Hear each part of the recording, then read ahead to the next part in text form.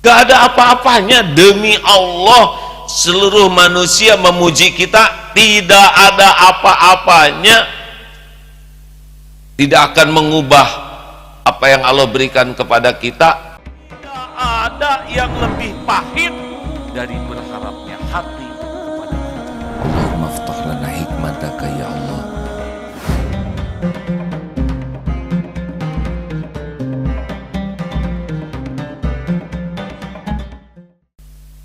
Nah hadirin,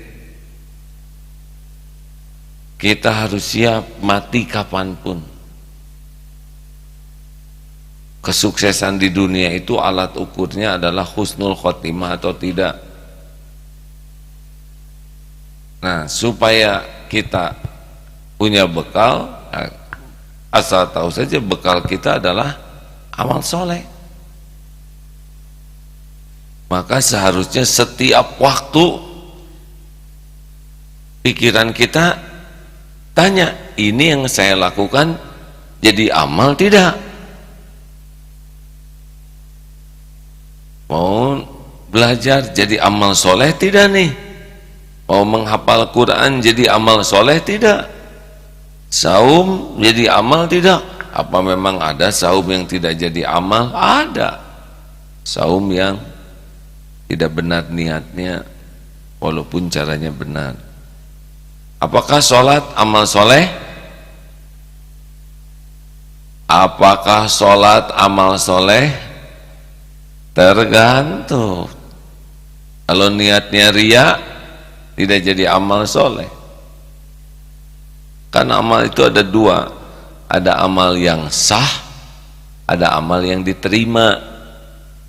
Haji juga ada yang hajinya sah karena benar rukun wajibnya, tapi tidak diterima oleh Allah karena niatnya tidak benar.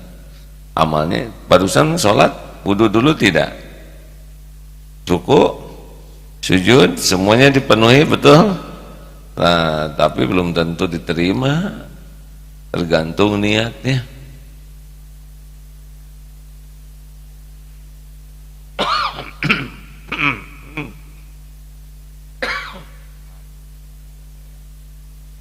Mudah-mudahan aman ya. Lanjutkan. Nah, jadi mulai sekarang pikirannya itu saja. Nah, syarat amal soleh yang pertama apa? Niat ikhlas. Nah, dunia medsos sekarang ini bisa merusak niat kita. Salah satu yang merusak, berpotensi merusak amal kita adalah rasa senangnya amal kita diketahui orang lain. Jadi ada senang kita tuh kalau orang lain tahu amal kita. Yakfi, cukup. Ini penting hadirin. Dan senangnya memperlihatkan amal itu biasanya diawali dengan senangnya memperlihatkan dunia. Kita punya barang, senang diketahui orang, orang muji, bahagia hati ini. Cukup Pak? Alhamdulillah. Kita punya sesuatu, senang diketahui orang. Yang dari dunia-dunia saja, kalau sudah biasa dipamerkan, lalu orang suka, orang memuji, itu enak di sini dan nagih. Nanti bahayanya tuh dibawa kepada senangnya memamerkan amal. Ini hancur berarti.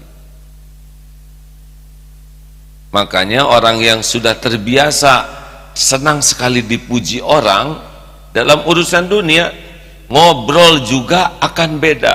Ngobrol juga akan dikemas, nanti ditambah-tambah, dibuat, diada-adakan, didramatisir. Kenapa? Supaya dipuji oleh orang yang diajak ngobrol. Ingin dianggap pintar, ingin dianggap pengetahuannya luas, ingin dianggap bahasanya fasih, pokoknya dalam ngobrol itu bukan ingin menyampaikan kebenaran, tapi lagi cari kedudukan di hati orang. Nanti ngobrol apapun, lihat saja, dia akan jadi paling hebat. Kalau ngobrol virus corona, dia jelas sekali seakan-akan dia virusnya, ya. Karena tujuan ngobrolnya juga bukan untuk menceritakan kebenaran, tapi untuk diakui orang. Nih saya ini pengetahuannya luas, nih saya pengalamannya banyak, nih saya sudah ke luar negeri, nih saya, pokoknya apa saja dikemas supaya dipuji orang.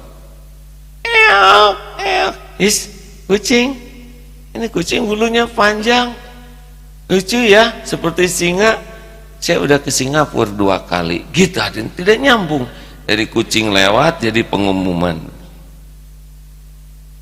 Kadang ingin saja semua. Nah, ini gejala awal kita akan berpenyakit ria tuh biasanya dari urusan yang kecil-kecil, remeh-temeh, senang dipamer-pamer, senang orang lain tahu, padahal orang lain tahu, tidak ada nilai apa-apa, tidak jadi apa-apa. Hanya kita saja puas kalau kita tuh dianggap lebih dari kenyataan.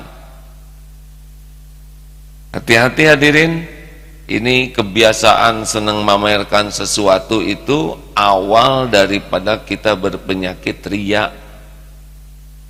Nah, medsos itu adalah salah satu potensi membuat kita senang pamer. Apa aja dipamerkan? Punya sepatu baru, jreng, ngebagi sepatu, enggak. Dan yang lebih mengerikan sebetulnya sepatu itu pinjem atau belum lunas, tapi pamernya duluan lunas dan tidak diberitahu bahwa ini belum lunas.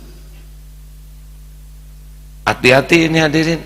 Ada yang lebih ini lagi ya, dijemput, ada yang pamer mobil bagus, gini-gini, ada mobil bagus diparkir, terus dia nyender, red begitu. Apa maksudnya? Kan mungkin memperlihatkan ini model boleh tidak dilarang, ini tidak boleh kita suudon. Wih, dia dipotret nggak apa-apa. Tapi kalau kita ya melakukannya, apa maksudnya mobil orang dipotret dan kita nyender dan yang punyanya ada di dalam? Ya. Sambil geleng-geleng kepala, hanya kacanya hitam nggak kelihatan. Halo? Kalau memang perlu motret mobilnya, ini potret mobilnya, ini mobil orang lagi diparkir bagus ya, tidak usah nebeng atau pura-pura buka pintu. Padahal sesudah itu oleh yang punyanya pakai disinfektan karena takut ketularan. Ini serius hadirin. Biasanya kita apa aja dipamerkan. Tanya, ini teh jadi amal tidak? Pamer ini tuh jadi amal tidak?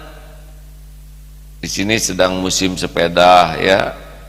Biasanya yang jarang dipotret tuh sepeda yang jelek, yang belinya second. Tapi kalau baru gitu ya, padahal itu juga pemberian atau cicilan, tapi kadang pengen diakui kita punya ini. Padahal sepeda cuman besi, karet ya kan. Tapi kenapa kita menjadi merasa terhormat oleh sepeda itu? Terus apa perlunya orang lain? Tanya, ini teh amal atau tidak? Tapi saya niatnya memberi contoh. Memberi contoh apa? Tanya terus. Oh, kalau rajin bertanya begini, kita akan lebih punya peluang untuk mengambil sikap yang lebih baik dibanding yang tidak bertanya. Hati-hati segala diposting. Kalau kita segalanya ingin diketahui orang, itu awal. Biasanya dari dunia dulu yang ingin dipamerkan tuh harta, gelar, pangkat, jabatan, penampilan, apa saja ingin diposting supaya orang lain tahu, supaya orang lain tahu, supaya orang lain tahu. Apa maksudnya? Harapannya orang lain dengan tahu akan kagum kepada kita, akan memuji kita. Terus apa artinya kalau kita dipuji orang? Gak ada apa-apanya. Gak ada apa-apanya. Demi Allah, seluruh manusia memuji kita, tidak ada apa-apanya. Tidak akan mengubah apa yang Allah berikan kepada kita, tapi dijamin bisa merusak hati. kalau sudah senang dipuji. Karena orang yang sudah ketagihan dipuji, apapun dia akan kemas supaya dipuji orang, termasuk sakit atau capek. Kalau capek misalkan ya padahal nggak begitu juga, nggak apa-apa, tapi dia akan terus berat sekali kerjaan hari ini. Padahal kalau duduk normal bisa, tapi dia dagang supaya dianggap bekerja keras, pejuang yang gigih, letih gitu. Padahal duduk normal, alhamdulillah bisa, tapi kan dagang ya, harus didagangkan. Termasuk misalkan sakit dikit juga dia akan acting supaya kelihatan orang sabar. Jadi akan diperlihatkan apa aja nanti dia dagangkan, supaya nanti kalau punya anak dia akan tampakkan kalau dia seorang ibu yang penyayang, kalau dia seorang bapak yang care. Apapun nanti dia dagangkan. Bekerja juga nanti tujuannya dipuji sebagai pekerja yang disiplin, pekerja yang jujur, semuanya nanti dia kemas. Apa bedanya orang yang mengemas dengan orang yang baik asli? Bedanya adalah bunglon, beda-beda. Kalau tidak ada orang, beda lagi. Kalau ada orang, beda. Bagusnya tuh karena ada orang. Kalau nggak ada, nggak dia, nggak semangat. Atasan nggak ada, nggak semangat. Tapi kalau ada, rajin. Begitulah orang yang akan berpeluang hidupnya tidak ikhlas. Maka mari sekarang tanya ke hati itu, ini teh apa sih niatnya gini-ginian teh? Pengen dipuji Allah atau ingin dipuji orang? Perlukah setiap orang lain tahu? Terus kalau tahu mau apa? Kalau orang kagum terus gimana? Orang kagum kepada kendaraan kita, apakah dia bantu cicilannya? Tidak, tetap kita yang nyicil, ya benar.